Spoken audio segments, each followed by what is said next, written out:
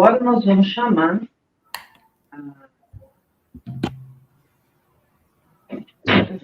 a Ana Paula Lemos. Desculpa, Ana Paula.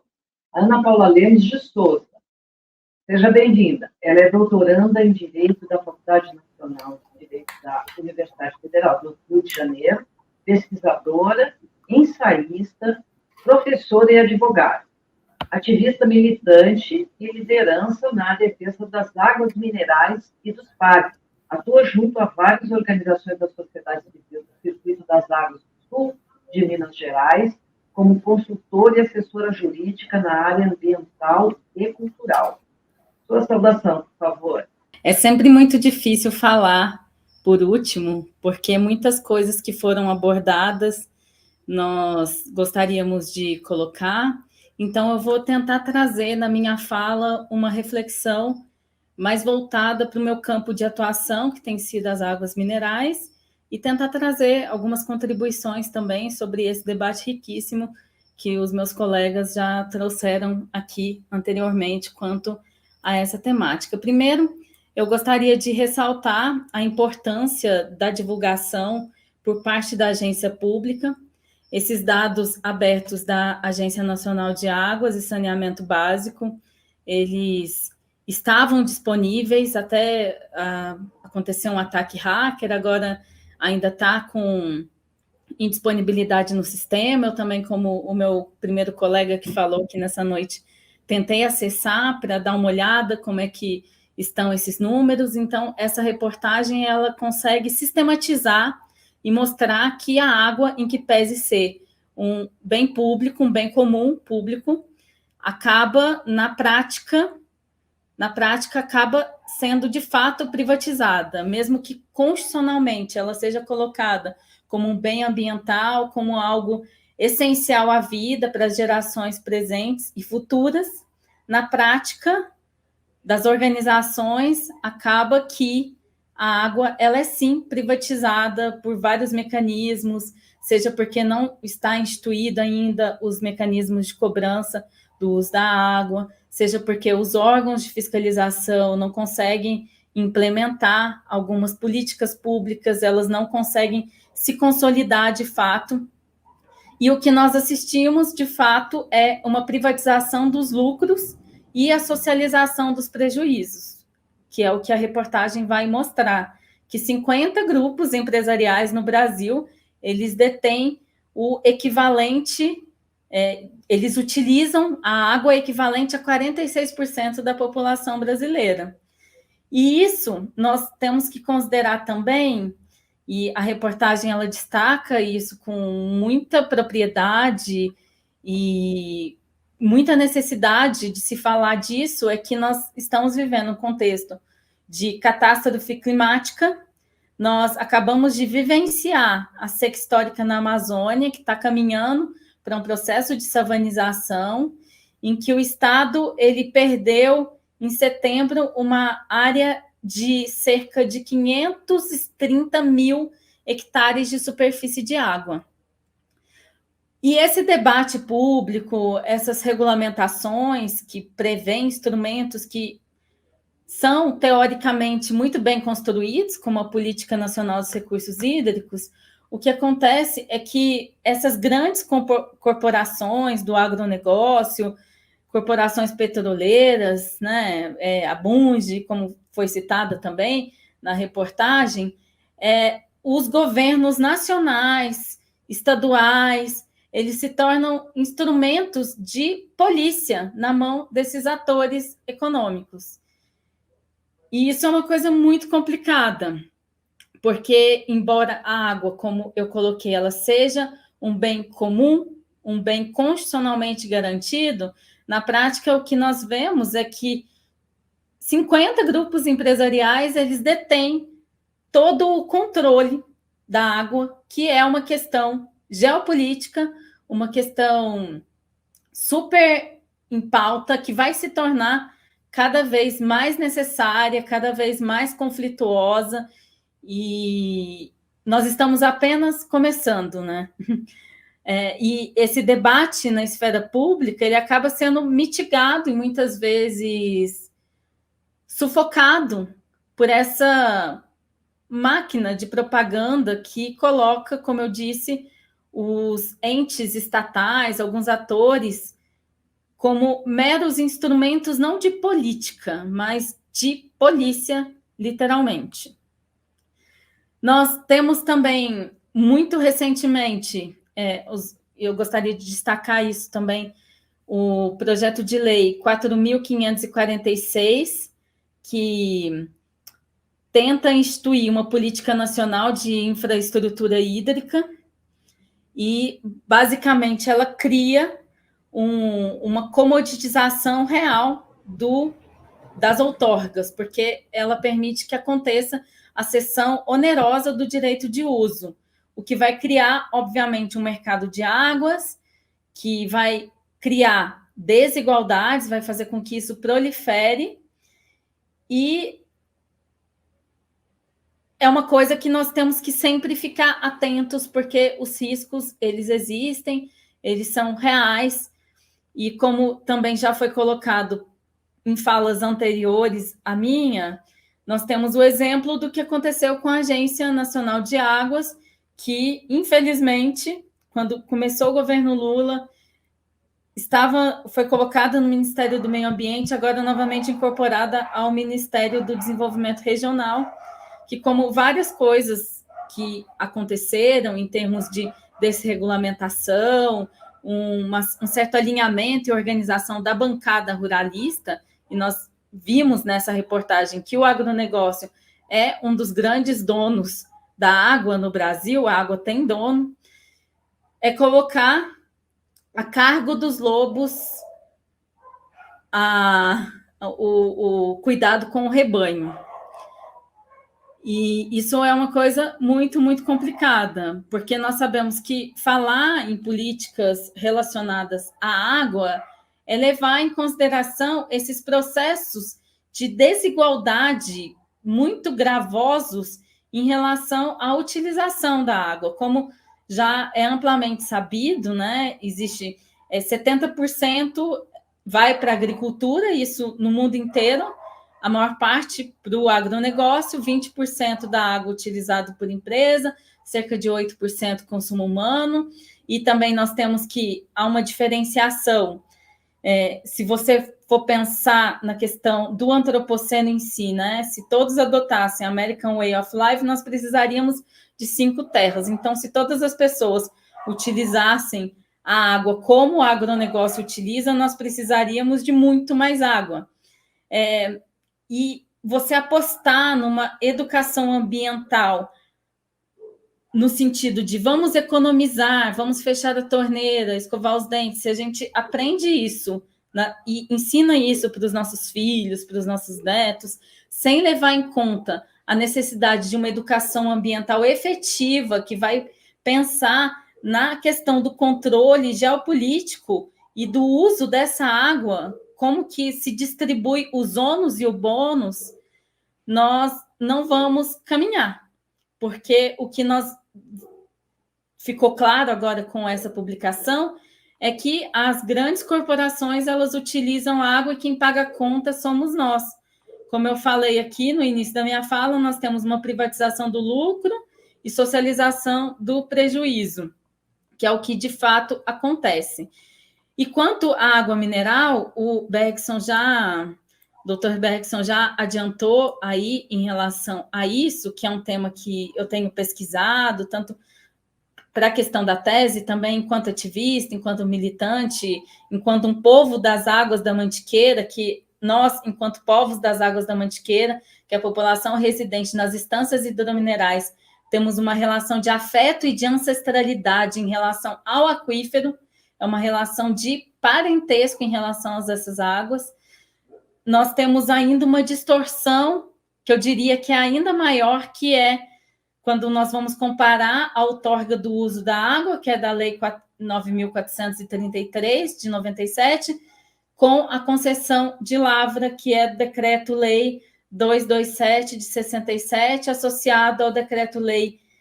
7.841, que é de 1945, que é o Código das Águas Minerais, que institui o regime de aproveitamento econômico obrigatório para as lavras de água mineral. E nós temos uma tentativa de integração através da Resolução 76 da CNRH em relação a conseguir integrar a gestão dos recursos hídricos e a gestão de águas minerais, termais, gasosas, potáveis de mesa, etc. Mas não foi, na prática, implementada essa Resolução 76. O que seria, algumas das previsões seria, por exemplo, a gente incluir as concessões de lavra dentro do sistema de informação dos recursos hídricos, porque, como é considerada minério e tem aproveitamento econômico obrigatório, existe uma visão muito mais voltada ainda para o extrativismo. E, apesar de ter sido criado em 2007, até hoje, como eu disse, não foi implementada, até está se discutindo agora no Plano Nacional dos Recursos Hídricos dos anos 2022 a 2040, está prevista a revisão desse ato normativo, que é nós olharmos e ver o que não deu certo para tentar buscar alternativas para esse processo de privatização que as águas minerais na mão de grandes corporações, Nestlé, Coca-Cola, e eu poderia citar várias outras, está muito mais vulnerabilizada em relação à privatização e em relação a essa indústria. Então, tem todo um processo de água virtual, águas que são utilizadas, águas subterrâneas, e águas que não são consideradas águas propriamente ditas, mas minério, que é o processo que envolve a questão do engarrafamento de águas minerais, que é um mercado também que está crescendo bastante e que eu acredito que os conflitos em torno das águas engarrafadas, em torno dos usos e da privatização, eles vão proliferar nos próximos anos. E agora, já encaminhando para a gente continuar o nosso debate, eu gostaria de colocar no sentido de como que aqui no Circuito das Águas nós temos nos organizado enquanto movimentação, enquanto debate, que é pensar a água como primeiro ponto, ela é um recurso essencial para a vida, seja animal, vegetal, humana, microscópica. Então, a gestão deve ser justa e equitativa. A água é um bem comum mundial e um direito universal de todos os seres. Então, processo de descentralização do humano, que é mais do que necessário, especialmente quando estamos nesse tempo em que não temos mais tempo, em que não temos futuro, que é o tempo do antropoceno. E, por fim, a água ela possui direitos próprios e deve ser protegida e preservada para garantir o equilíbrio ecológico para ela mesma. E assim nós temos norteado as nossas lutas contra esse processo de domesticação e de privatização das águas que,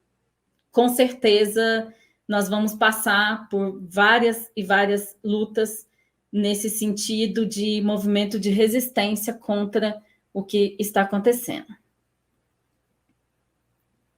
Muito obrigada e vamos seguir o debate com outras intervenções. Eu já tinha pedido aqui para a Luana para colocar todo mundo na tela, porque eu acho que dentro desse panorama que vocês todos apresentaram, magnífico,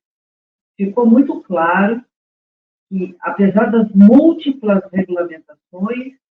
nós não temos um caminho ainda a seguir que represente realmente uma proteção dos nossos recursos hídricos, né?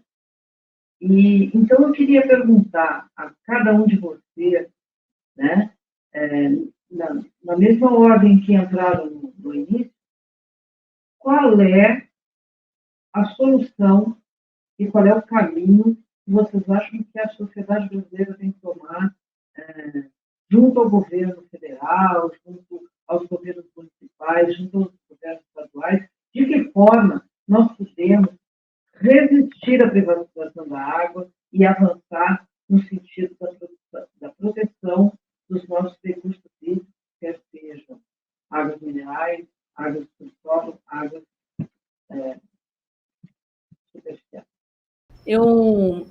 como meus colegas aqui colocaram, é uma pergunta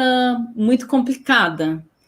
mas eu também acredito que é a partir de perguntas complicadas que nós podemos encontrar possíveis caminhos, novas rotas, novos métodos, fazendo agora um paralelo com o que o Bergson colocou aqui. Só que antes de falar sobre isso, eu queria fazer só uma pontuação sobre a questão do Fórum Mundial da Água de 2018 aqui no Brasil, que foi mencionado pelo Vicente. Houve uma discussão muito grande em 2018, porque o Fórum Mundial da Água ele é organizado pelo Conselho Mundial da Água, que é formado por grandes empresas de saneamento, como a Veolia. E os patrocinadores do fórum, que aconteceu aqui no Brasil em 2018, e fazendo também um atravessamento com a minha fala anterior, eu não poderia deixar de pontuar isso, foram empresas da indústria engarrafadora, vide Coca-Cola, Nestlé, e isso foi muito motivo de protesto naquele momento, inclusive se estabeleceu um fórum alternativo das águas, e aqui no circuito nós realizamos um fórum alternativo das águas minerais, justamente por entendermos que a água mineral era uma alternativa da alternativa, porque ela nem foi levada em conta nem no fórum alternativo, podemos resumir assim. Então, com base nessa questão, eu vou pontuar o meu possível ensaio de resposta, né? Porque nós trouxemos muitas notícias ruins, nós trouxemos muitas pontuações muito pesadas, e confrontar a crise não é bom falar, mas essa catástrofe climática é lidar com essas notícias ruins, com essas questões muito pesadas, muito complicadas, emaranhadas e difíceis de serem resolvidas.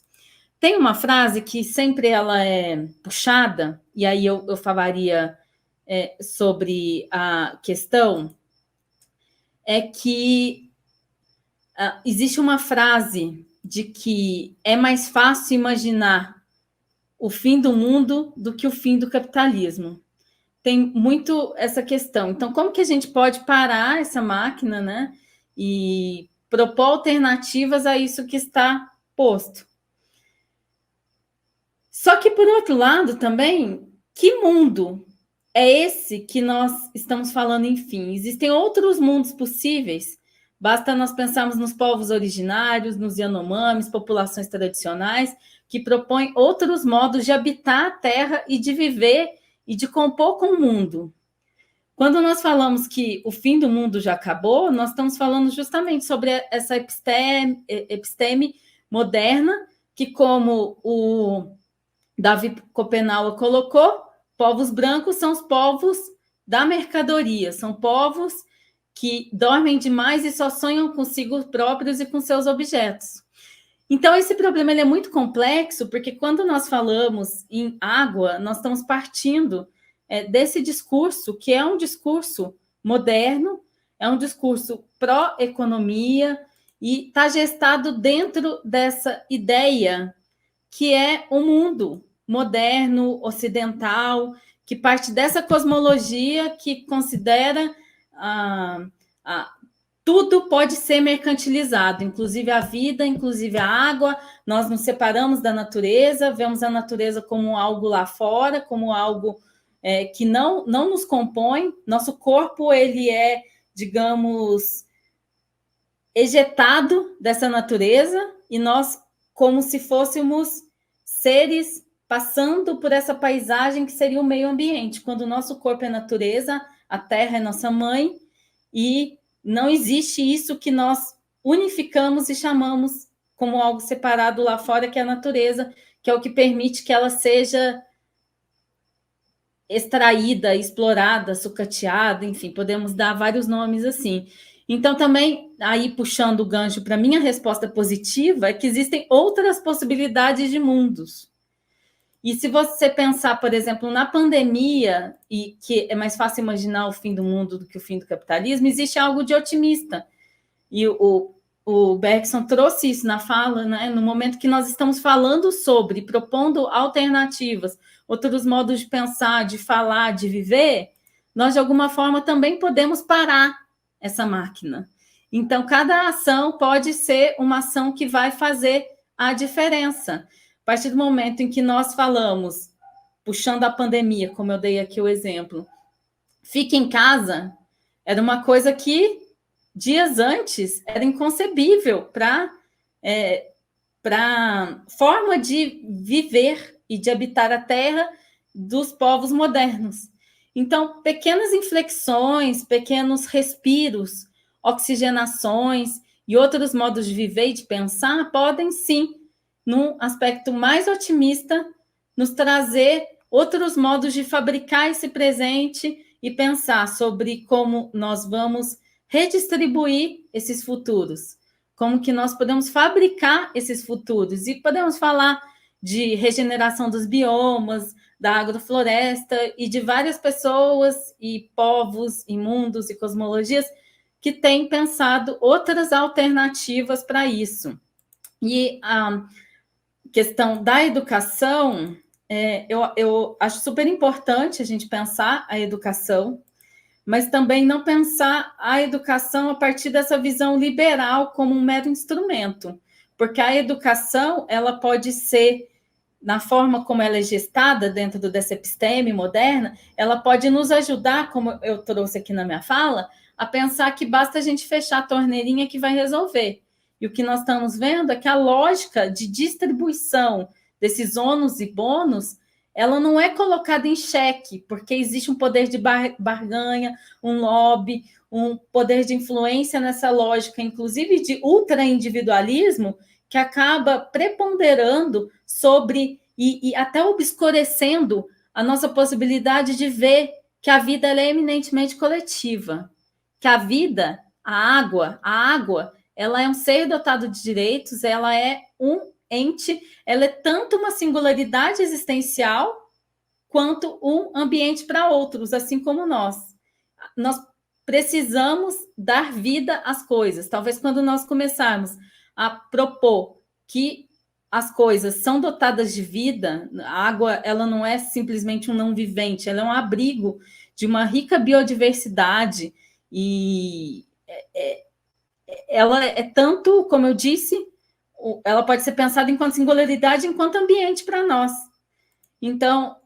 essa visão, e eu falo assim com a propriedade, né, de um povo das águas da Mantiqueira, que somos esses povos que têm essa relação de parentesco com as águas, também eu acredito que é possível fabricar outros futuros. E apesar de tantos pesares, e aqui como nós estamos vendo agora, o Tarcísio está tentando a privatização da Sabesp, nós temos o Zema aqui em Minas com a privatização da Copasa, da CEMIG, enfim. Eu acho que você falar sobre e propor outras visões já é um modo também de propor alternativas e de aperfeiçoamentos desses mecanismos. Chegamos ao final do programa. Muito obrigada, Paula. Foi um fechamento esperançoso, né? Com uma visão geral sobre tudo que os nossos companheiros e companheiras disseram aqui. Foi um prazer estar com vocês, né? E eu quero aqui agradecer a Ive, que ajudou na produção, ao Franklin Frederic, pela generosidade na construção do programa, a Lourdes Nassif, que nos brindou com esta pauta tão especial, agradecer ao Nassif pela parceria da FADES com a TV GGN, né, que já dura 110 programas, agradecer também a quem estiver operando o stream, que é a Luana, né, a Mariane pela divulgação e gestão das redes sociais, a Rita e Karina pela produção. Convidar a todos para continuar na programação da TV GGN com a melhor análise política do Brasil. E eu digo isso de coração. Com o Nassif, e aguardar o próximo Fala Fades na próxima quarta-feira, sempre a partir das 18 horas. E lembre-se, todos os programas estão disponíveis na TV GGN. Muito obrigada a todos e tenham um bom encontro com o Nassif agora.